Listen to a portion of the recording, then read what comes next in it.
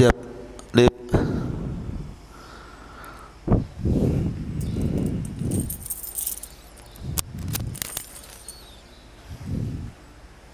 Mana bagian kameramennya?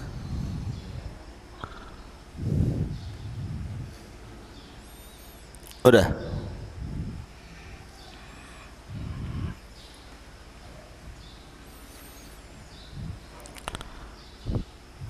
Bismillahirrahmanirrahim. Assalamualaikum warahmatullahi wabarakatuh.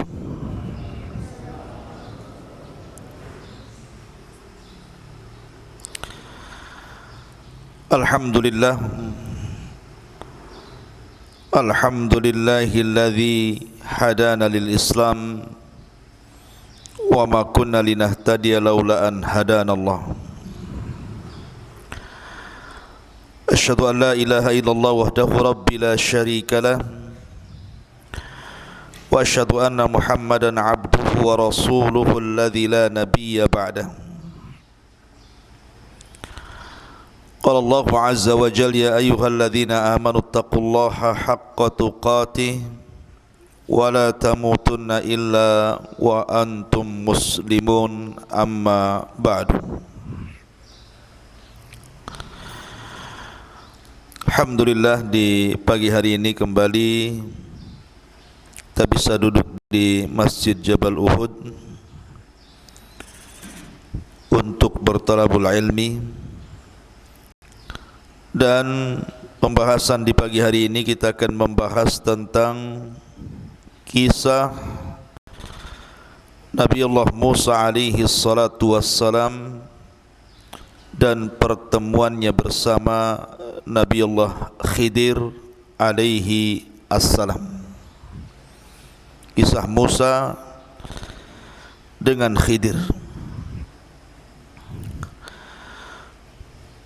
Sebelum saya kisahkan kisah Nabi Musa dengan Khidir yang saya ambil dari surah Al-Kahfi,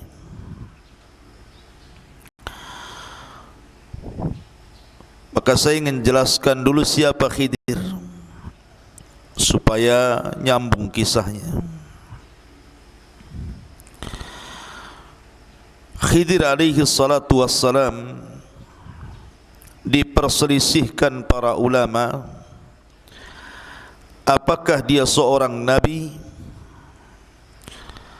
ataukah seorang wali ataukah seorang rasul.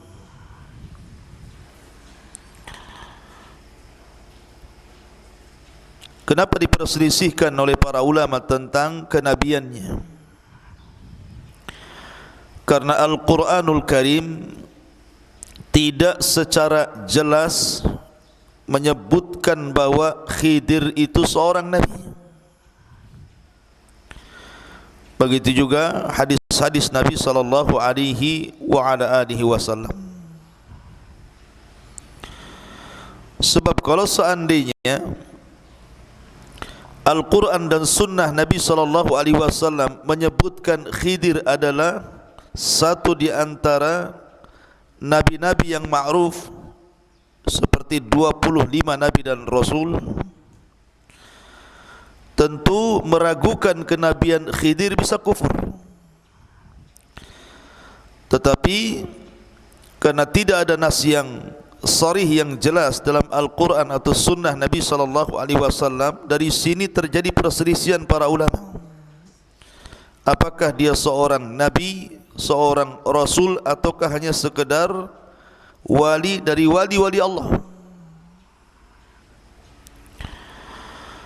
Yang mengatakan bahwa Khidir seorang nabi, tentu seorang nabi memiliki mukjizat. Disebutkan di dalam Sahihain atau dalam Sahih Bukhari dari Abu Hurairah radhiyallahu an,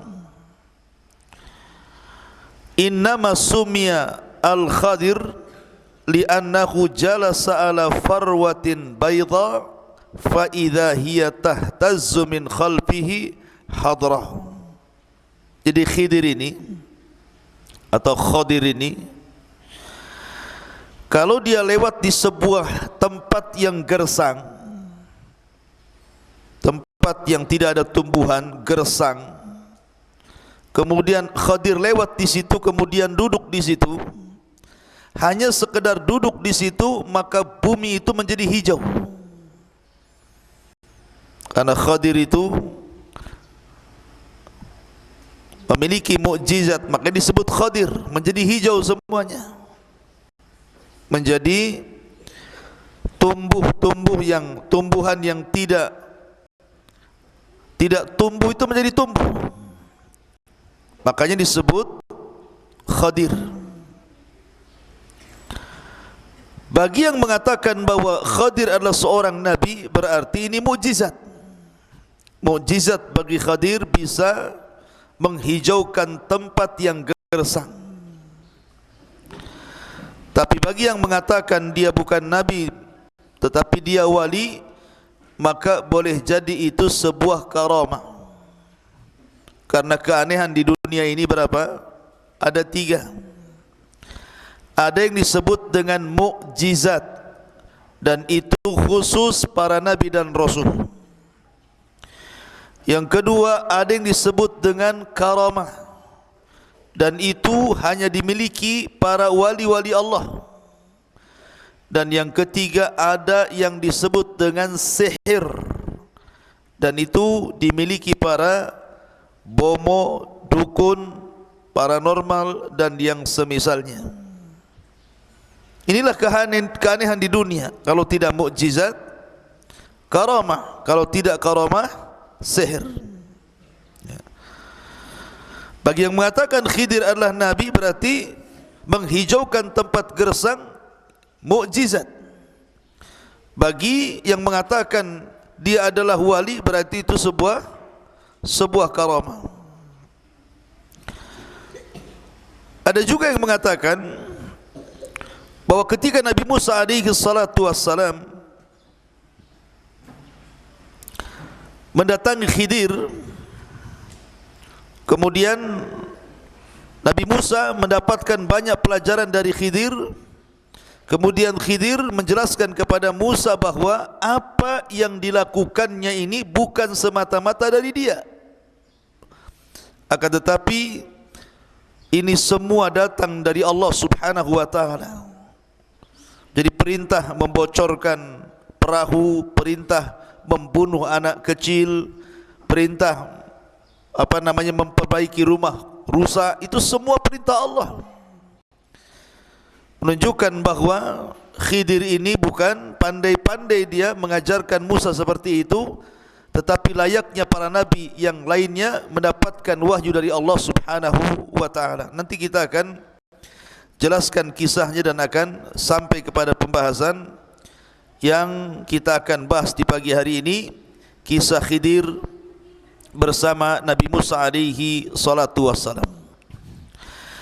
Kemudian juga tentang masalah Khidir, apakah dia masih hidup sampai hari ini, ataukah Khidir itu sudah meninggal dunia. Jadi perselisihannya, apakah Khidir masih hidup sampai hari ini, ataukah dia sudah meninggal dunia. Ada yang mengatakan bahwa Khidir ini masih hidup sampai sekarang. Ada yang mengatakan Khidir itu salah satu di antara orang-orang yang dipanjangkan usianya oleh Allah subhanahu wa ta'ala, sehingga diberikan usia sampai mendekati kiamat. Akan tetapi dalil-dalil tentang hidupnya Khidir sampai sekarang tidak ada yang sahih.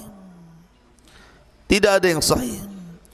Dan pendapat yang kuat bahwa Khidir itu sama dengan kita manusia biasa.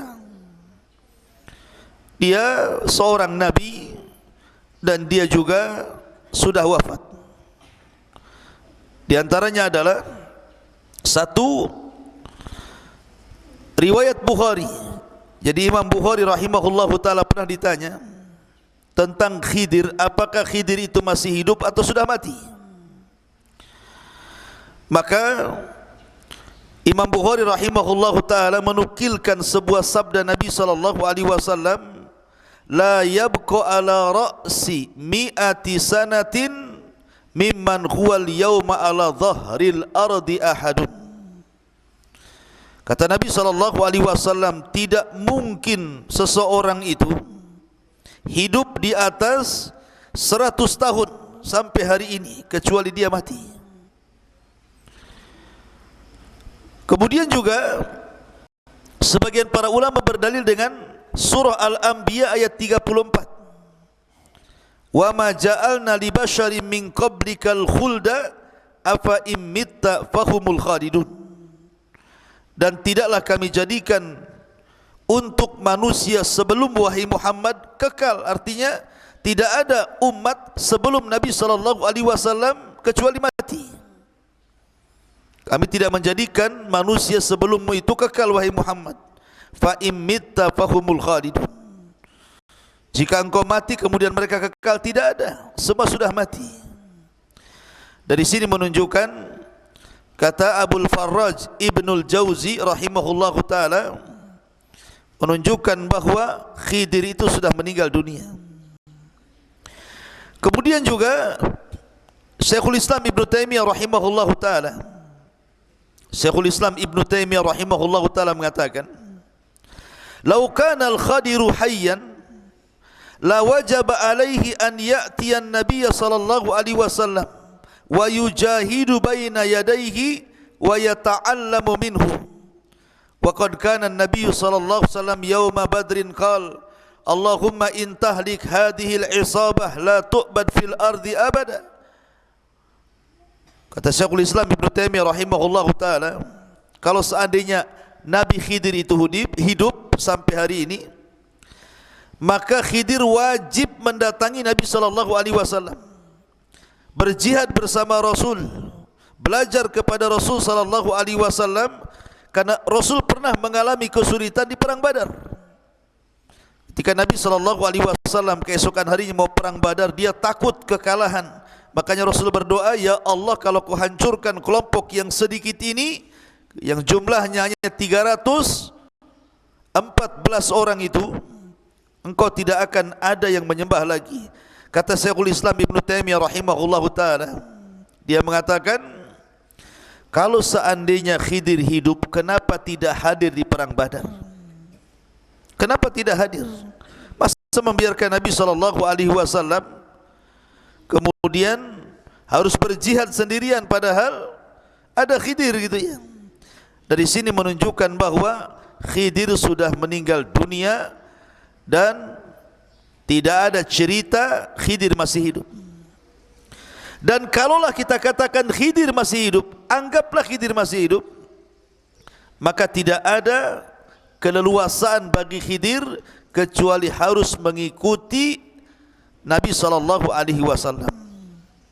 Makanya Rasul mengatakan, wallahi law kana Musa hayyan ma wasi'ahu illa an yattabi'ani. Kalau seandainya Musa, nabi yang lebih afdal daripada Khidir itu hidup, tentu tidak ada keleluasaan Musa kecuali dia harus mengikuti diriku. Hadis ini dikeluarkan Imam Ahmad dalam musnadnya.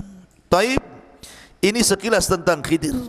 Kita masuk pada ayat surah Al-Kahfi. Allah Subhanahu wa taala berfirman, wa idh qala Musa li fatahu la abrahu hatta ablugha majma'al bahraini aw amdiya huquba. Coba perhatikan, jangan ribut. Dan ingatlah ketika Musa berkata kepada pembantunya.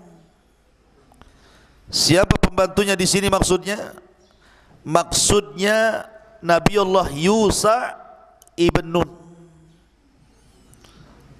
Jadi Rasul Nabi Musa alaihi salatu wassalam berdua bersama siapa?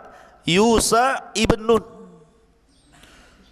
Sama dengan Nabi SAW ketika berdakwah dari Mekah ke Taif, berdua bersama siapa? Zaid ibnul Harithah.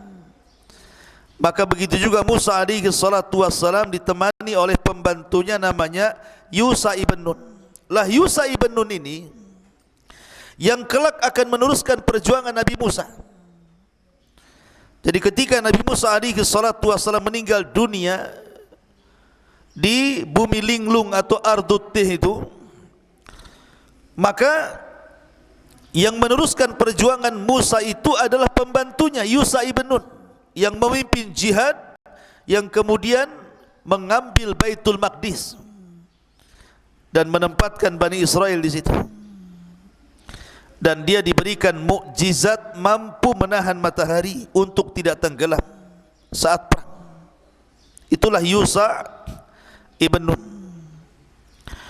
Dan ingatlah ketika Musa berkata kepada pembantunya Yusha ibn Nun, aku tidak akan berhenti berjalan sebelum sampai ke pertemuan dua lautan, atau aku akan berjalan terus sampai bertahun-tahun.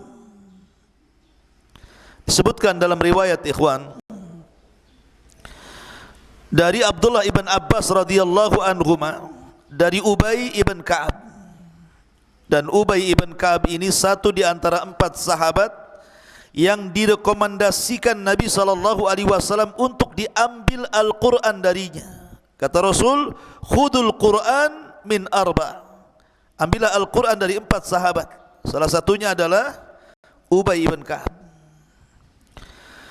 Jadi Ubay ibn Ka'ab ini menceritakan tentang kisah Nabi Musa alaihi salatu wassalam yang ia dengar dari Nabi sallallahu alaihi wasallam.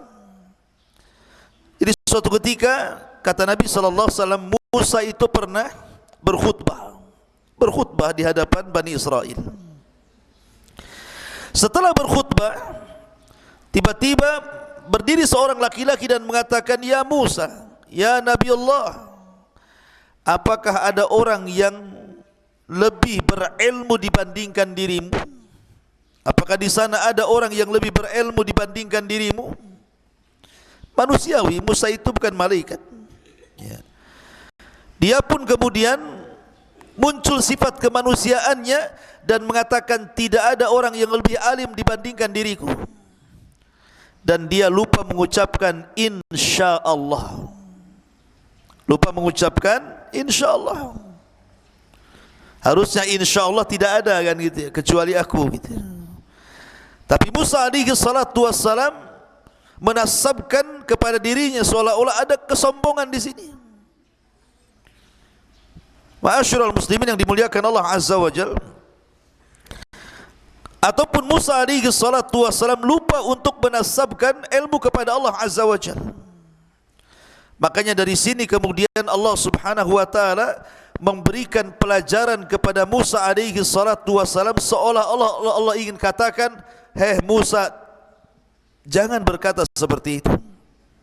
Karena di sana ada orang yang memiliki ilmu yang engkau tidak punya. Maksudnya diisyaratkan kepada Nabi Allah Khidir alaihi salatu wassalam. Maka sebagai bentuk hukumannya, karena engkau sudah mengatakan seperti itu, maka engkau harus rihlah untuk talabul ilmi, cari orang namanya Khidir, dan tempatnya di antara pertemuan dua lautan. Subhanallah. Suruh nyari alamat tidak jelas. Sekarang kan enak tuh pakai Google Map, ya kan?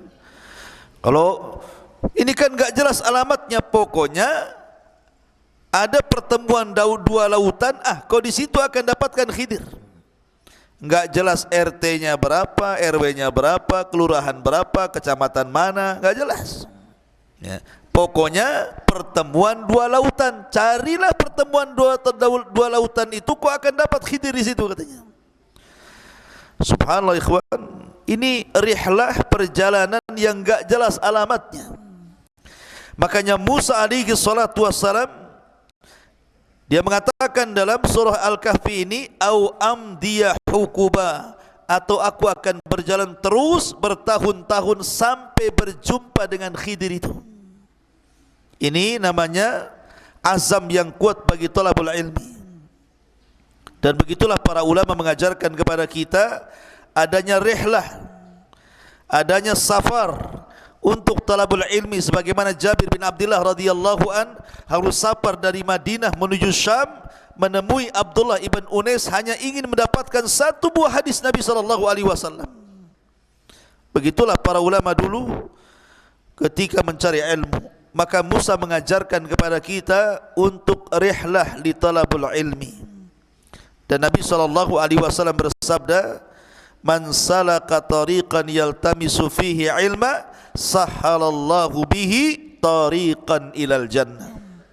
Barang siapa yang berjalan mencari ilmu agama, maka Allah permudah langkahnya menuju surga. Kemudian Allah mengatakan, falamma balagha majma'a bainihima nasiya hutahuma fattakhadha sabilahu fil bahri saraba.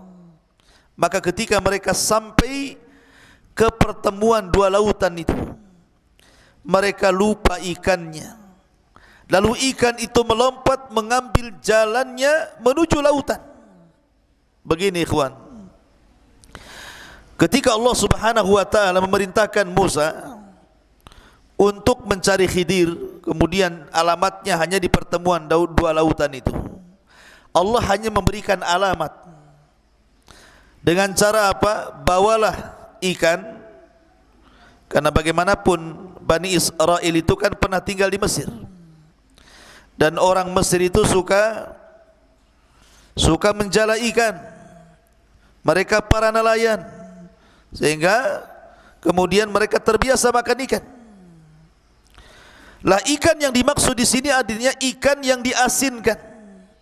Jadi ikan yang sudah meninggal, sudah mati, diasinkan, kemudian dijadikan bekal.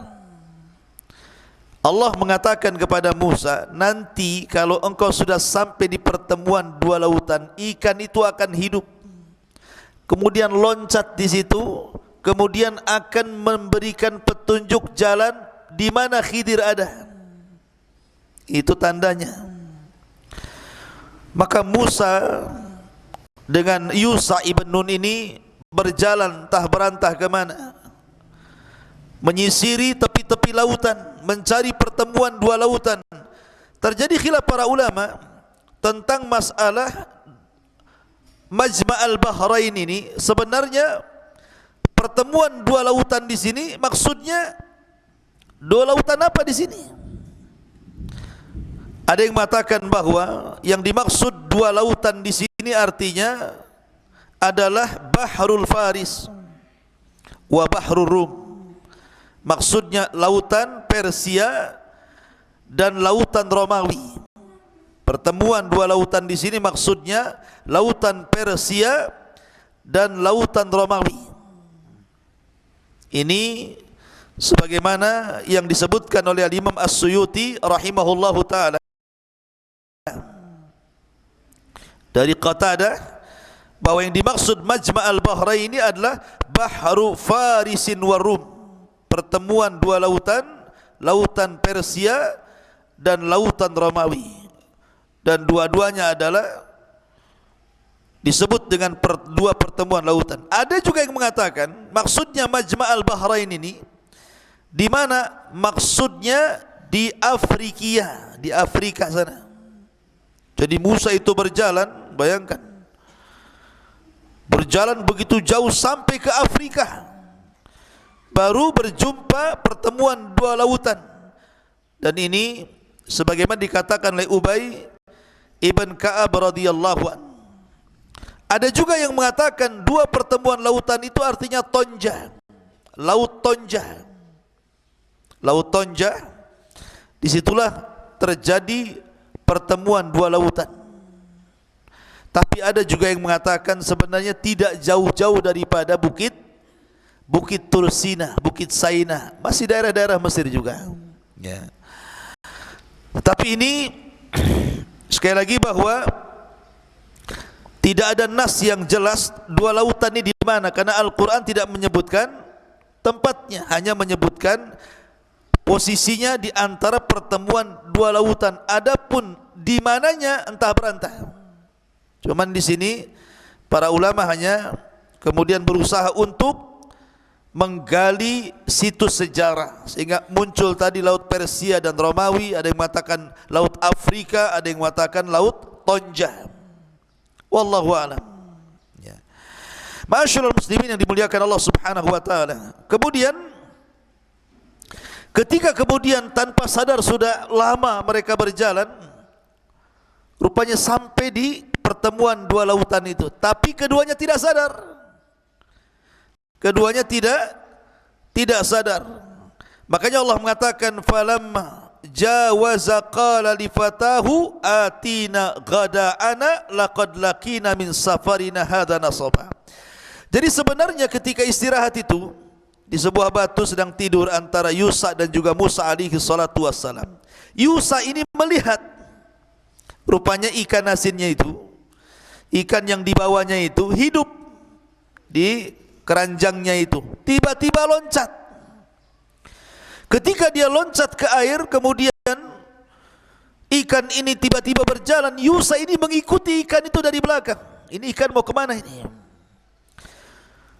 Dan Yusa terngiang dengan perkataan Musa bahwa kalau ikan itu hidup kemudian nyemplung ke air, berarti di situ tempatnya. Tetapi Yusa ibn Nun lupa ketika Musa sudah terbangun, lupa mau nyampaikan.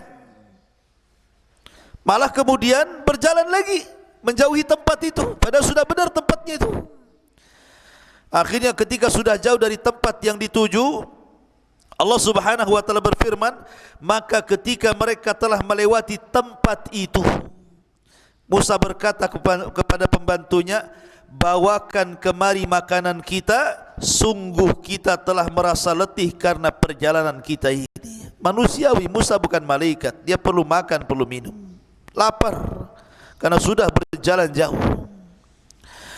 Kemudian Allah mengatakan, qala ara'aita idh awayna ila as-sahra fa inni nasitul hut wa ma ansanihu illa syaitan an adhkurahu wattakhadha sabilahu fil bahri ajaba. Dia pembantunya menjawab, maksudnya Yusa ibn Nun mengatakan, tahukah engkau wahai Musa, ketika kita mencari tempat berlindung di sebuah batu tadi, kita istirahat tadi di antara dua pertemuan itu, lautan itu, maka aku lupa menceritakan tentang ikan itu, bahwa ikan itu hidup kemudian loncat. Aku lupa, betul-betul aku lupa menceritakan itu. Dan tidak ada yang membuat aku lupa untuk mengingatnya kecuali syaitan. Karena syaitan itu selalu menggoda manusia untuk menyesatkan. Jadi Yusa tergoda oleh syaitan sehingga lupa menceritakan kepada Musa alaihi salatu wassalam.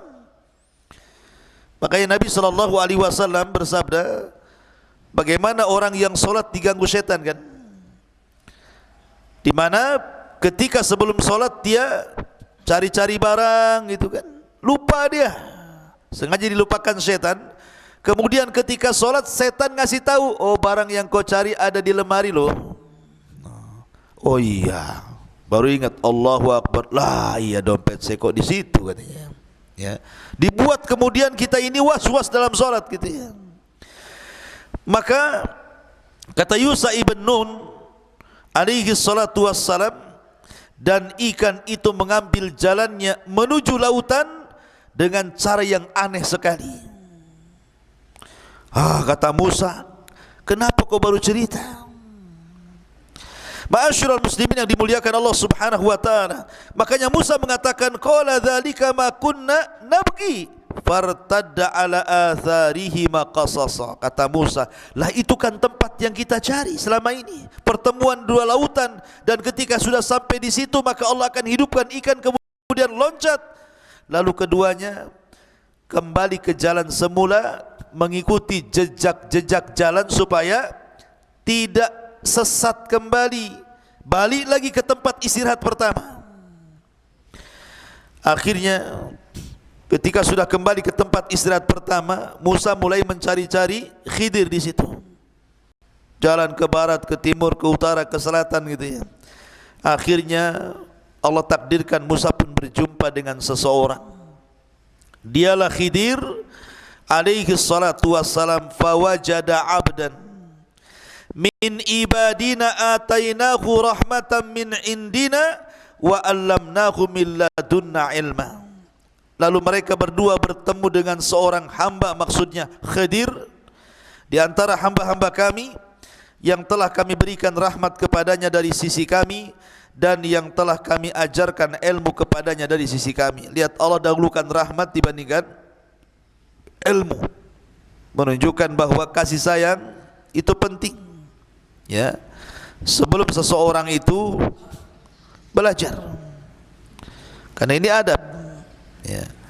Ma'asyiral muslimin yang dimuliakan Allah Azza wa Jalla, ikhwan akhwat yang dimuliakan Allah Azza wa Jalla.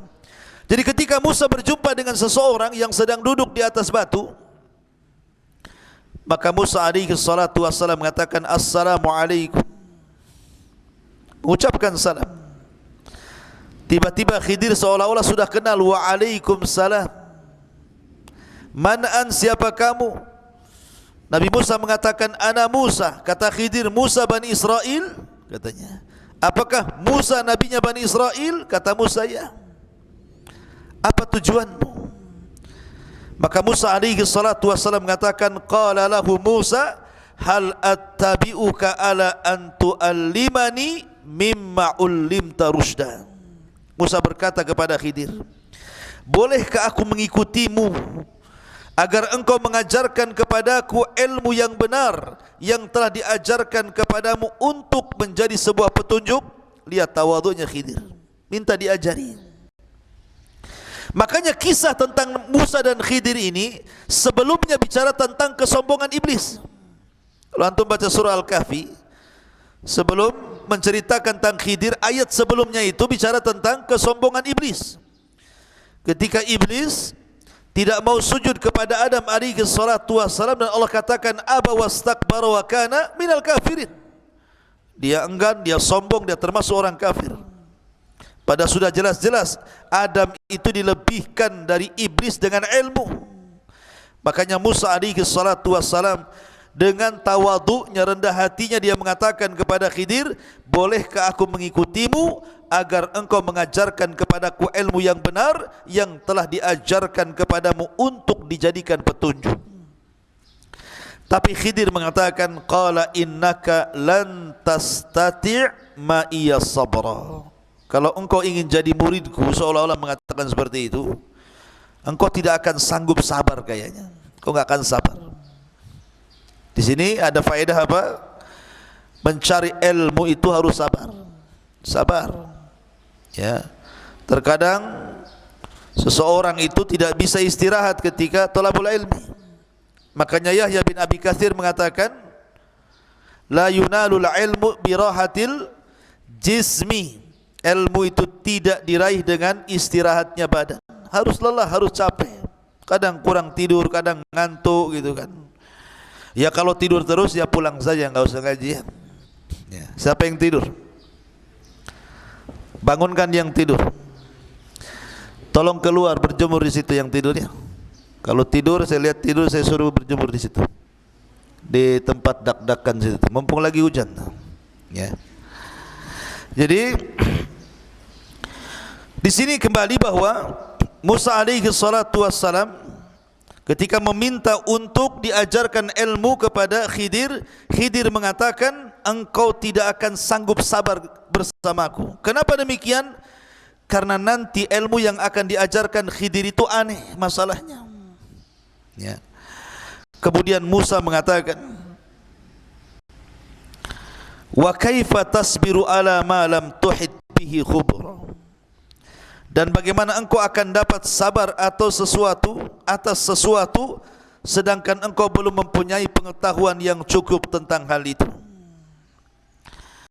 Qala satajiduni insyaallahu sabira wa la a'siyalaka amra. Musa berjanji di sini kepada Khidir, insyaallah engkau akan dapati aku termasuk orang yang sabar dan aku tidak akan menentangmu dalam urusan apapun.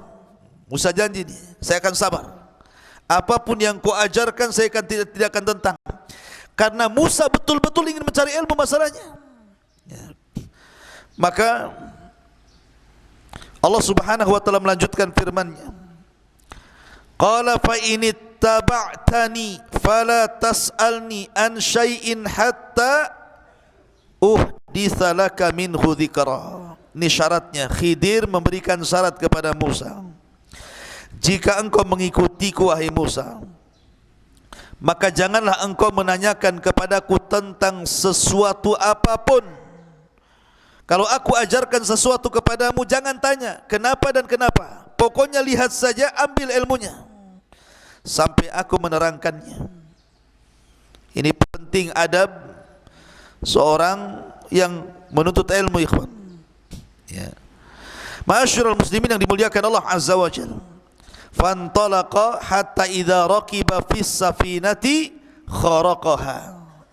Qala akharaqtaha litughriqa ahlaha laqad ji'ta syai'an nukrah. Ini pelajaran pertama ini.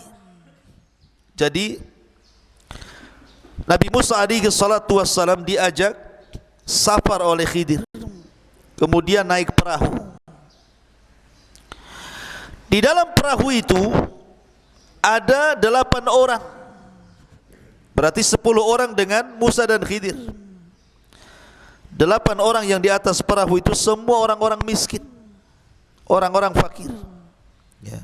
Satu perahu dengan Nabi Musa alaihi salatu wassalam dan dengan Khidir alaihi salatu wassalam, karena Yusa sudah pulang. Yang jelas Musa sudah berjumpa dengan Khidir, tugas dia selesai mengantarkan, Yusa pulang. Dan ingat ikhwan, sebenarnya secara keutamaan Musa itu jauh lebih utama dibandingkan Khidir. Kenapa? Karena Musa seorang nabi, Musa seorang rasul, Musa kalimullah, dan dia adalah nabi dari nabi-nabi yang masyhur dari nabi Bani Israel. Adapun Khidir diperselisihkan kenabiannya, apalagi kerasulannya, dan dia bukan kalimullah. Ya. Tetapi walaupun demikian, mencari ilmu itu tak pandang bulu, mau kepada orang yang di atas kita, mau kepada orang yang di bawah kita, atau mau kepada orang yang setara dengan kita. Maka Musa alaihi salatu wassalam beriktikad untuk belajar kepada Khidir, mencari manfaat dunia dan akhirat. Lah, pelajaran yang pertama ketika Musa dengan Khidir itu masuk ke dalam perahu, perahu ini kan berjalan sampai ke tujuannya. Di dalamnya banyak orang-orang fuqara wal masakin, termasuk yang punya perahu juga fakir. Tiba-tiba setelah perahu itu nyandar, sudah sampai di tujuan, Musa pula ambil martil. Tahu martil? Martil itu palu untuk mentung yang ngantuk biasanya. Ya. Jadi tahu-tahu martil ini dipukulkan ke perahu itu, bolong perahu itu. Namanya perahu bolong, keluar air dalam perahu itu, naik air itu, akhirnya orang-orang pun langsung turun, tenggelamlah perahu itu. Bayangkan secara logika, ketika keduanya naik perahu, sudah digratiskan yang punya perahu, diantarkan ke tujuannya, sampai di tujuannya dirusak pula perahunya. Ini ilmu apa ini? Ya. Lah, Nabi Musa alaihi salatu wassalam ini disebutkan dalam Al-Quran, maka berjalanlah keduanya, Musa dengan Khadir, sehingga ketika keduanya menaiki perahu, lalu dia melubanginya. Dia pun Musa berkata, mengapa engkau melubangi perahu itu? Apakah untuk menenggelamkan penumpangnya? Sungguh engkau telah berbuat sesuatu kesalahan besar. Musa marah, karena Musa ini tidak bisa diam untuk melihat kemungkaran masalahnya.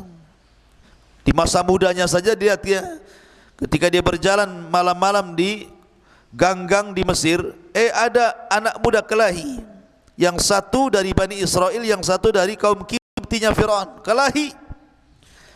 Langsung oleh Musa dilerai, jangan kelahi kalian. Kemudian ketika anak muda dari kaum Kipti mau nonjok Nabi Musa, oleh Musa ditangkis, hanya ditangkis seperti ini saja, kemudian terjungkal, mati dia. Coba bayangkan, belum dipukul baru ditangkis dah mati. Menunjukkan bahwa Musa ini kuat kan gitu, bukan tenaga dalam, bukan. Ya. Musa seorang nabi, kuat. Artinya Musa itu tidak tahan melihat kemungkaran gitu. Dan banyak kisah-kisah Musa ketika Musa pulang dapat Taurat saja, papan Taurat, melihat Bani Israel murtad menyembah patungnya Samiri, langsung dilempar tuh papannya, ngamuk dia sama Harun. Ya. Jadi Musa itu tidak tahan. Memang Allah anugerahkan kepada Musa itu tabiat kepemimpinan tuh. Makanya ketika melihat Khadir seperti itu, gimana Khadir ini? Ini perahu milik orang miskin, yang di atas perahu juga orang-orang miskin. Tahu-tahu dirusak. Marah Nabi Musa. Makanya dia mengatakan, akharaqtaha litughriqa ahlaha laqad ji'ta syai'an nukra. Hai Khidir, mengapa engkau melubangi perahu? Apakah untuk menenggelamkan penumpangnya? Sungguh engkau telah berbuat sesuatu kesalahan. Khidir tadi sudah ngomong di awal kan, kalau engkau ingin belajar kepadaku, engkau akan sabar. Enggak akan sabar. Baru satu pelajaran saja Musa udah enggak sabar tuh. Ya. Makanya Khidir mengatakan, qala alam aqul innaka lan tastati ma'iya sabra. Bukankah sudah kukatakan, ini baru satu ilmu nih, bahwa engkau tidak akan mampu sabar bersamaku. Maka Musa alaihi salatu wasalam sadar, dan dia meminta uzur dan mengatakan, qala la tu'akhidni bima nasid wa la tuhriqni min amri usra.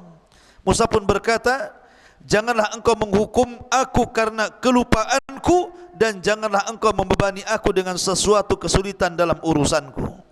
Afwan mungkin bahasa kitanya, lupa saya tadi, harusnya saya diam, ngomong pula saya gitu ya. Kemudian pelajaran yang kedua, fantalaqa hatta idza laqiya ghulaman faqatalahu qala aqatalta nafsan zakiyatan bighairi nafsin laqad ji'ta syai'an nukra. Maka berjalanlah keduanya, Musa dan Khidir, hingga ketika keduanya berjumpa dengan seorang anak muda, maka dia membunuhnya. Maksudnya begini, ini kan turun dari perahu, selesai perahunya, kemudian jalan, ada anak-anak lagi main. Ada yang mengatakan bahwa anak yang dibunuh oleh Khidir itu usianya 13 tahun. Guys, siapa 13 tahun di sini? Ada yang 13 tahun di sini? Berapa antum usianya? Berapa antum usianya? 15. Udah balik antum. Jadi usianya 13 tahun. Kan masih kecil tuh, masih SD tuh. Lagi main-main, mungkin kalau sekarang lagi main bola di lapangan itu. Cuman anak ini dikisahkan, anak ini tukang nyolong. Ya. Jadi kalau seandainya ada musafir yang membawa dagangan, kemudian istirahat di situ, kemudian tidur, terkadang kemudian anak ini menunggu pemilik barang itu tidur, diambilnya, dicolongnya barang itu, kemudian diberikan kepada orang tuanya.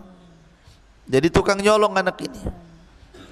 Dan apabila ketahuan gitu kan, maka orang tuanya membela bahwa anaknya tidak melakukan seperti itu demi melindungi anaknya. Rupanya anak ini semakin besar, semakin menyulitkan orang tuanya, semakin besar durhaka, dan itu digambarkan kepada Khidir. Makanya kemudian ketika melihat ada anak-anak yang sedang bermain, Khidir pun mendekati satu di antara anak yang bermain itu, langsung kemudian digeret, dibawa, disembelih, dipotong kepala dari badannya. Musa melihat ini kaget, kenapa pula dia bunuh orang, disembelih lagi, dipatahkan lagi kepala dengan badannya. Makanya kemudian digambarkan di sini, maka berjalanlah keduanya hingga ketika keduanya berjumpa dengan seorang anak, maka Khidir pun membunuhnya. Musa mengatakan, mengapa engkau bunuh jiwa yang bersih, bukan karena dia membunuh orang lain? Sungguh engkau telah melakukan sesuatu yang sangat mungkar, katanya. Lihat, ini pelajaran apa ini, bunuh-bunuh orang ini? Pelajaran kok bunuh-bunuh orang? Makanya Musa emosi lagi. Ini nggak benar ini, kau ini sudah buat mungkar nih. Tetapi Khidir mengatakan, qala alam aqul laka innaka lan tastati ma'iya sabra. Bukankah sudah kukatakan, ini baru 2 pelajaran kau enggak sabar kan? Ya mau sabar gimana? Ini aneh ilmunya. Satu bolongi kapal, satu menggal orang. Gimana enggak sabar? Ya. Ini pelajaran apa ini? Coba kalau antum belajar sama saya, tahu saya bocori kapal, kemudian saya nyembeli orang, ustaz apa ini katanya. Cari pesantren lain aja lah kan begitu. Jadi akhirnya Khidir mengingatkan, sudah kukatakan kau tidak akan sabar. Maka Musa alaihi salatu wassalam qala, Khidir mengatakan, qala in sa'altuka an syai'in ba'daha fala tusahibni qad balagta min ladunni udra. Maka Musa pun mengatakan, jika aku bertanya kepadamu tentang sesuatu setelah ini, maka janganlah engkau bolehkan aku menyertaimu sehingga cukup pertemuanku sampai di sini dan engkau bersabar menerima alasan dariku. Maksudnya begini, kata Musa, ya sudahlah, ini terakhir. Kalau nanti aku tanya lagi, aku mengatakan apa lagi tentang dirimu, sudah, saya tidak akan ikut lagi dengan kamu. Tapi tolong ya, jangan sampai kemudian kau usir aku, beri kesempatan lagi. Maka Khidir pun berikan kesempatan. Kemudian Khidir mengajarkan pelajaran yang ketiga. Fantalaqa hatta idza ataya ahla qaryatin istat'ama ahlaha fa abau an yudayyifuhuma fawajada fiha jidaran yuridu an yanqad fa'aqama qala law syi'ta latakhadta alaihi ajra. Maka keduanya berjalan hingga ketika keduanya sampai kepada penduduk sebuah negeri. Mereka berdua meminta dijamu oleh penduduknya, tetapi mereka penduduk negeri itu tidak mau menjamu mereka. Kemudian keduanya mendapatkan dinding rumah yang hampir roboh. Lalu dia menegakkannya. Musa pun berkata, jika engkau mau, niscaya engkau dapat meminta imbalan untuk itu. Maksudnya begini, ini kan Musa dengan Khidir ini kan berjalan terus, lelah, capek, akhirnya habis bekalnya. Kan habis bekal, perlu makan, perlu minum. Manusia akhirnya datang ke sebuah desa, minta dijamu, minta makan, ya. Dan dibolehkan seseorang meminta-minta dalam kondisi safar. Walaupun dia kaya, umpamanya ada orang kaya, safar, dompetnya hilang, sehingga dia harus makan. Boleh orang ini meminta-minta, hanya sebatas kebutuhannya. Jadi ketika lapar masuk ke sebuah desa, rupanya satu desa itu bakhil. Namanya desa bakhil. Satu desa itu bakhil, medit, kikir. Ada ya satu desa kikir ya. Kemudian masuk ke desa lain, kikir lagi. Mak, ini desa ini kikir semua nih. Ya. Akhirnya Musa dan Khidir pun keluar dari desa itu, mencari desa-desa yang lainnya lagi yang bisa atau tidak ada kebakhilan sehingga bisa menjamu keduanya. Rupanya di perbatasan desa ada rumah mau roboh. Rumah itu mau roboh sudah. Maka Musa diberhentikan oleh Khidir. Bentar-bentar, malam ini kita harus memperbaiki rumah ini. Kata Musa, kenapa? Ini rumah mau roboh masalahnya. Akhirnya diperbaiki rumah itu sampai selesai, sampai cantik. Kata Musa, ya Khidir, kita ini lagi lapar. Harusnya kalau engkau ingin memperbaiki, ingin jadi tukang bangunan, cari orang yang jelas pemiliknya, supaya dapat upahnya bisa untuk makan. Ini rumah kosong, enggak tahu siapa penghuninya, main benerin saja kan gitu ya. Maka ini kalau sudah, ini tanyakan 3 kali ya kan, sudah janji kalau sampai aku mempertanyakan sesuatu, sudahlah sampai di sini, kata Musa kan. Dia ada janji begitu masalahnya. Maka Khidir berkata, qala hadza firaq baini wa bainak, saunabbi'uka bi ta'wili ma lam tasti alaihi sabra. Inilah perpisahan antara engkau dengan aku. Aku akan memberikan penjelasan kepadamu atas perbuatan yang kau tidak sabar melihatnya. Sebelum saya berpisah, saya akan jelaskan ya. Kenapa saya bolongi kapal, kenapa saya bunuh anak, kenapa kita memperbaiki bangunan yang roboh ini. Maka Khidir pun menjelaskan, pertama, kenapa membolongi kapal. Amma safinatu fakanat limiskin ya'maluna fil bahri fa'aradtu an a'ibaha wa kana wara'ahu malikun ya'khudhu kulla safinatin ghasba. Siapa yang ngantuk tuh? Antum tidur enggak? Oh tidur, antum saya suruh berdiri sana. Ya. Saya tidak mau dalam pengajian ada yang ngantuk sini. Makanya kalau ngantuk cepat ambil wudu. Ada setannya antum. Ataupun diruqyah. Ya. Taib. Jadi di sini saya ulangi, adapun perahu itu adalah milik orang miskin yang bekerja di laut. Aku bermaksud merusaknya. Karena di hadapan mereka ada raja yang sangat zalim yang akan merampas setiap perahu yang bagus. Jadi kenapa Khidir membolongi perahu, ikhwan? Di situ itu ada raja zalim, penguasa zalim. Kalau melihat ada perahu bagus, pasti akan diambilnya, dikuasainya dan dimilikinya. Ya. Makanya oleh Nabi Musa alaihi salatu wasallam dirusak perahu itu. Bukan sama sekali tidak bisa nanti dipakai lagi, tidak, hanya dibocori saja supaya perahunya tenggelam. Nampak itu perahu tenggelam, kan orang tidak suka, ini perahu rusak kan gitu. Tapi seandainya perahu itu mau diperbaiki, bisa, karena tinggal ditambal saja yang bolong tadi, supaya menghindari kezaliman raja. Karena kasihan, ini yang punya perahu orang miskin masalahnya. Ini takwil yang pertama.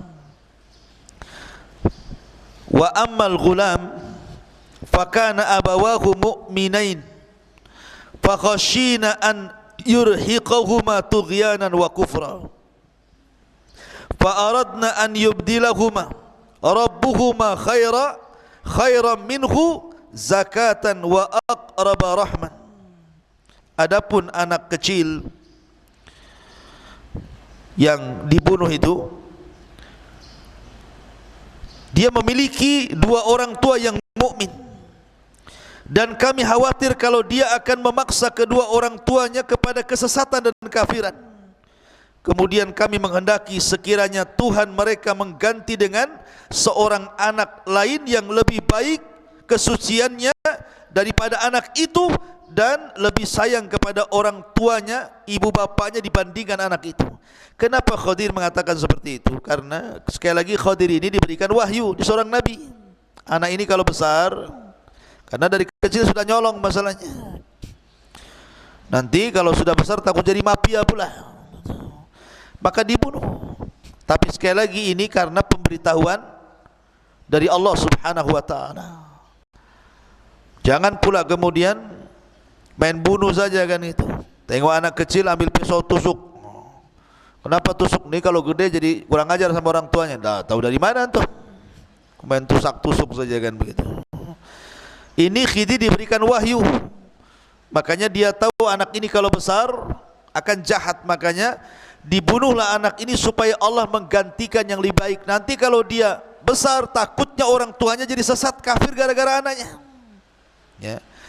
Kemudian yang terakhir, wa ammal jidar fakana li gulamaini yatimaini fil madinati wa kana tahtahu kanzun lahuma wa kana abuhuma salihan fa arada rabbuka an yablugha ashuddahuma wastakhrija kanzahuma rahmatan min rabbika wa ma fa'altuhu an amri dzalika ta'wilu ma lam tasti alaihi sabra. Adapun dinding rumah itu adalah milik dua anak yatim di kota itu, yang di bawahnya tersimpan harta bagi mereka berdua. dan ayahnya seorang yang saleh, maka Tuhan menghendaki agar keduanya sampai dewasa dan keduanya mengeluarkan simpanannya sebagai rahmat dari Tuhanmu. Apa yang kuperbuat bukan menurut kemauanku. Dari sini menunjukkan bahwa Khidir bukan pandai-pandai, tidak. Karena Khidir mengatakan, apa yang kulakukan itu bukan kemauanku sendiri. Itulah keterangan perbuatan-perbuatan yang engkau tidak sabar terhadapnya. Jadi seolah-olah Khidir ingin mengatakan begini, kenapa kita memperbaiki rumah yang roboh? Rumah ini milik dua anak yatim dan tinggal di kota. Lah, bapak-bapaknya anak yatim ini orang baik. Maksudnya bukan bapak di atasnya, ada yang mengatakan kakek buyutnya gitu ya. Itu ada turunan orang soleh dan soleha. Maka ini cucunya mewarisi kesolehannya kakek buyutnya ini. Sementara orang tuanya itu menyembunyikan warisan harta emas, perak atau apa namanya di dalam bangunan itu yang mau roboh itu. Ini kalau sampai bangunan roboh, kemudian nampak kemudian ada emas, ada perak, padahal itu adalah harta warisan anak yatim itu, nampak sama orang desa yang bakhil, tentu akan diambilnya. Maka kita lindungi dengan cara kita perbaiki, kita tutupi supaya harta itu jangan diketahui orang. Ini harta punya anak yatim, dulu kakek-kakeknya orang soleh. Pentingnya antum apa? Mencari jodoh yang soleh. Dan akhwat juga mencari jodoh yang soleh. Supaya kalau suami istri soleh dan soleha, nanti keturunannya walaupun kedua orang tuanya sudah meninggal dunia, maka anaknya akan dilindungi para malaikat. Lihat bagaimana di sini Allah melindungi dua anak yatim lewat Khidir alaihi salatu wassalam dalam perjalanan mencari ilmunya Musa alaihi salatu wassalam. Ini diantara cuplikan tentang kisah Khidir alaihi salatu wassalam di dalam Al-Quranul Karim, tepat pada surah Al-Kahfi. Ma'asyiral muslimin yang dimuliakan Allah Subhanahu wa taala, intinya bahwa pelajaran yang bisa kita petik dari kisah Musa alaihi salatu wassalam dan Khidir ini, pertama, pentingnya rihlah di talabul ilmi, pentingnya berjalan safar untuk menuntut ilmu. Makanya para ulama ketika membuat bab tentang rihlah li talabul ilmi, salah satu dalilnya adalah rihlahnya Musa kepada Khidir untuk talabul ilmi. Yang kedua, di sini kita diajarkan akhlak tawadhu. Walaupun Musa jauh lebih agung dibandingkan Khidir, maksudnya lebih alim, lebih saleh, pokoknya lebihlah dibandingkan Khidir, tetapi Musa alaihi salatu wassalam tawadhu, rendah diri. Tetap dia menghormati orang yang di bawahnya, belajar dan mengambil ilmu daripada Khidir alaihi salatu wassalam.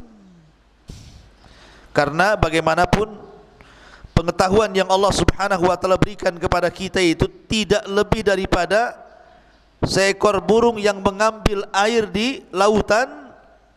Maka ilmu yang ada pada diri kita itulah air yang diminum oleh burung itu, sementara ilmu Allah itu lautannya. Dan itu juga ada dalam kisah Khidir dengan Musa ketika naik perahu, sebelum perahunya dibolongi itu, di tengah jalan Musa ini diperlihatkan oleh Khidir burung. Kata Khidir, kau lihat burung itu wahai Musa. Burung ini terbang di lautan, kemudian sesekali kemudian ke dalam lautan, kemudian mengambil air, kemudian terbang lagi ke atas. Kata Khidir kepada Musa, tidaklah ilmuku dan ilmumu melainkan seperti air yang diambil burung itu, diambil paruh burung itu. Sementara lautan ini ilmu Allah. Karena di dunia ini ada dua perkara kalau dicari nggak akan kenyang. Satu harta, satu ilmu. Harta makin dicari makin tomak, makin miskin, kayaknya kurang terus.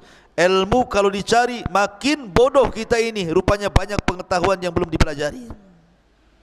Makanya pentingnya mencari ilmu itu tulus zaman, lamanya waktu, kata Imam Syafi'i rahimahullahu taala. Kemudian yang ketiga, di antara pelajaran dari kisah Khidir ini, ikhwatu fiddin yang dimuliakan Allah Azza wa Jalla, pentingnya sabar. Sabar di dalam menuntut ilmu, sabar di dalam mengamalkan ilmu, dan sabar di dalam mendakwahkan ilmu. Makanya sifat seorang talabul ilmi ada 4: ilmu, amal, dakwah, sabar. Ilmu, amal, dakwah, sabar. Dan itu tertuang dalam surah Al-Asr. Wal asri, demi masa, innal insana lafi khusrin, manusia itu dalam kondisi merugi, illal ladzina amanu, kecuali orang-orang yang beriman, maksudnya berilmu. Setelah itu wa amilus solihat, beramal soleh. Setelah itu berdakwah, wa tawassaw bil haq. Setelah itu sabar, wa tawassaw bis sabr. Ya. Kemudian yang terakhir, faedah dari kisah perjalanan Nabi Musa alaihi salatu wassalam dan Khidir ini, ikhwatu fiddin dimuliakan Allah Azza wa Jalla, pentingnya seseorang mengucapkan insyaallah dalam setiap apa yang akan dilakukannya. Serahkan semua atas kehendak Allah. Karena Allah kalau seandainya kita berkehendak tetapi Allah tidak berkehendak, maka tidak mungkin terjadi. Tapi kalau seandainya Allah berkehendak, walaupun kita tidak berkehendak, pasti terjadi. Maka siapapun yang mengucap insyaallah pasti wufik, akan diberikan taufik. Wallahu a'lam bishawab. Ini yang bisa sampaikan. Taib, masih sisa hadiah semalam. Ya. Dan saya ucapkan kepada Kiswah TV yang sudah ngasih hadiah dan wali murid. Apa lagi ini? Gemes. Gemes lagi. Taib. Perhatikan, ikhwan dulu.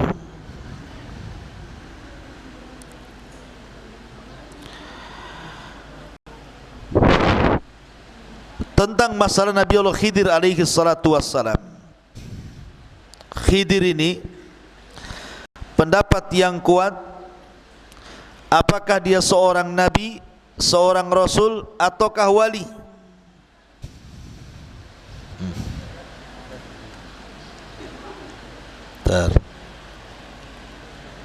Antum? Seorang nabi. Ahsan. Pertanyaannya, apa mukjizatnya Khidir? Antum yang gemuk tu, Ahsan, bisa menghijaukan tempat gersang karena disebut Khidir. Taib akhwat,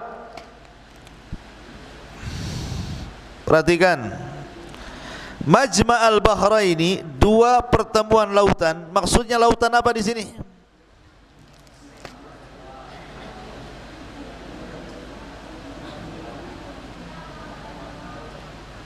Aywa, laut,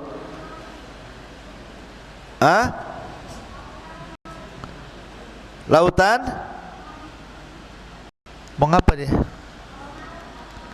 Aywa, betul. Taib. Sekarang ikhwan lagi, karena akhwat susah dengarnya ya. Ikhwan dengarkan lagi.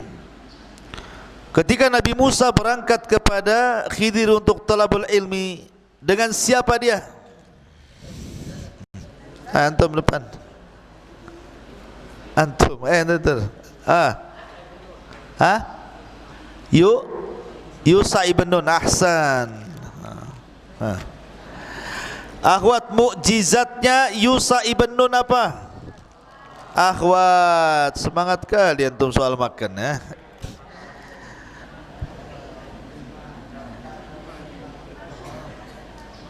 Bisa? Ahsan, menahan matahari. Dapat caca. Apa caca ini?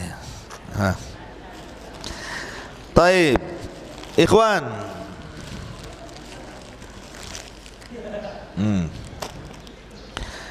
Salah satu pelajaran Nabi Khidir kepada Musa apa?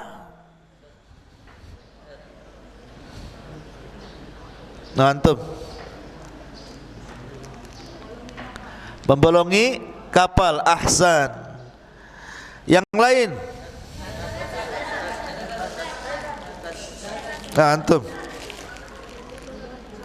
membunuh anak kecil. Ahsan. Ahwat, apa lagi? Bolongi kapal sudah, membunuh anak kecil sudah. Yang ketiga apa? Ahsan, memperbaiki bangunan roboh.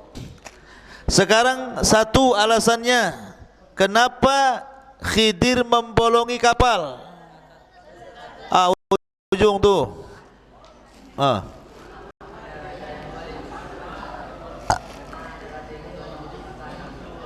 Gimana?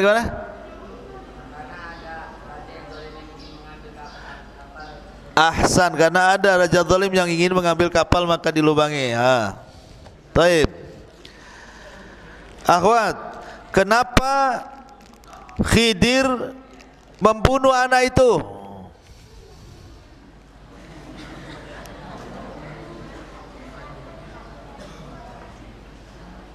Siapa? Karena takut apa? Halo?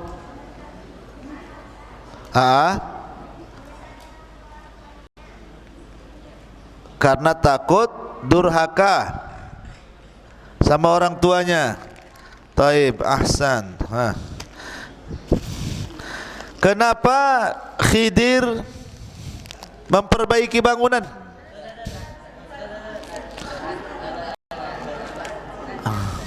Ntar dulu, mana pula yang udah sudahlah. Antum tuh. Itu belakang. Cepat. Gimana? Karena di bawah bangunan ada harta. Gitu aja jawabannya.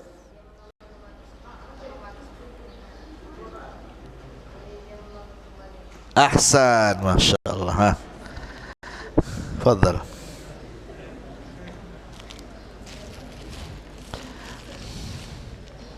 Taib, akhwat.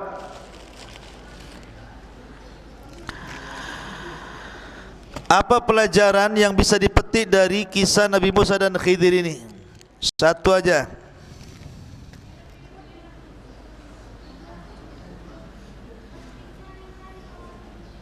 Aywa, ahsan. Ikhwan, apa lagi pelajarannya? Antum sebelah. Tawadu maksudnya? Merendahkan diri ya, terangkan maksudnya gimana? Ahsan, aywa. Ambil. Akhwat lagi.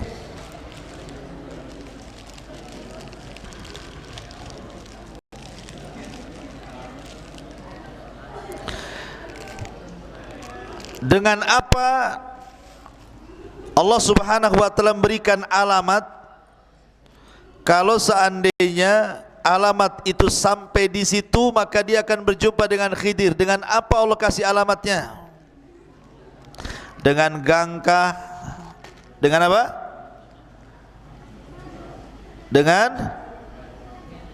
Dengan ikan, dengan iwak katanya. Dapat ya. Taib. Ahsanti. Antum ikhwan, apa ini? Kat Maltinez apa itu? Taib. Nabi Musa alaihi salatu wassalam belajar kepada Khidir alaihi salatu wassalam banyak hal. Ya, banyak hal. Selain dari yang 3 disebutkan dalam Quran itu apa lagi? Soal apa? Ada kadang menuju. Ayo. Enggak jadi? Enggak jadi antum. Gimana soal burung tuh?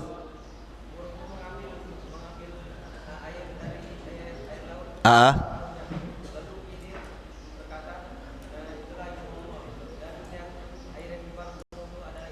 ahsan. Fadhal. Ya. Akhwat lagi. Dapat pilau rasa ubi. Perhatikan akhwat. Sebutkan dalil bahwa Khidir itu sudah mati.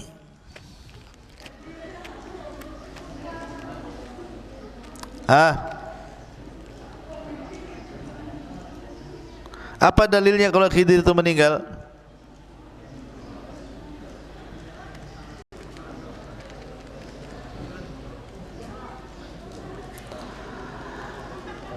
Ayo cepat. Satu aja yang jawab, jangan rame.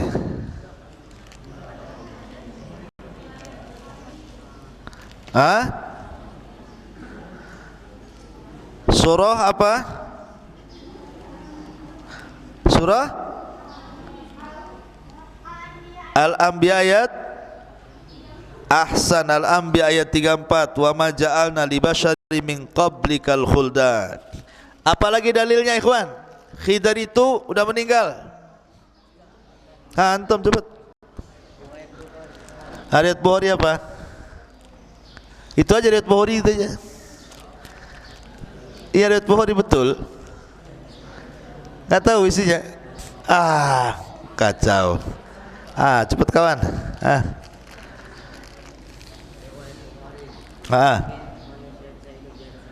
Ahsan. Nah gitu. Bukhari kan banyak itu. Kitab Sahih itu berapa isi hadisnya itu? Ya kan? Akhwat lagi. Perhatikan.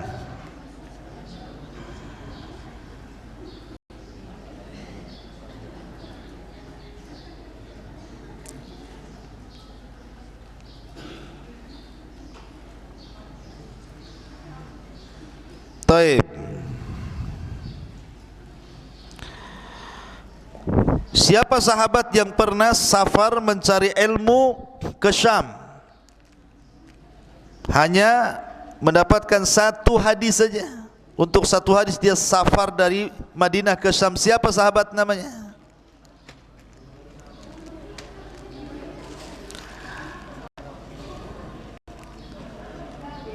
Jabir bin Abdullah. Ahsanti. Siapa yang ditemui di Syam?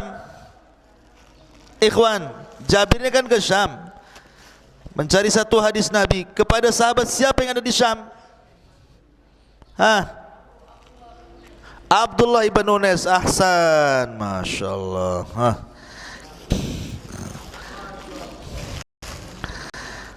Taib. Terakhir.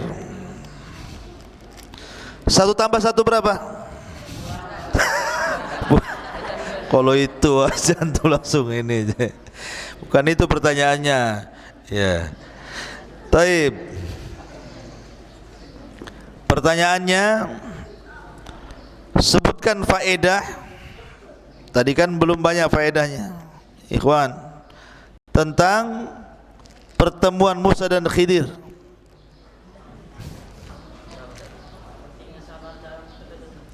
Pentingnya sabar dalam menuntut ilmu. Ahsan. Taib. Ambil.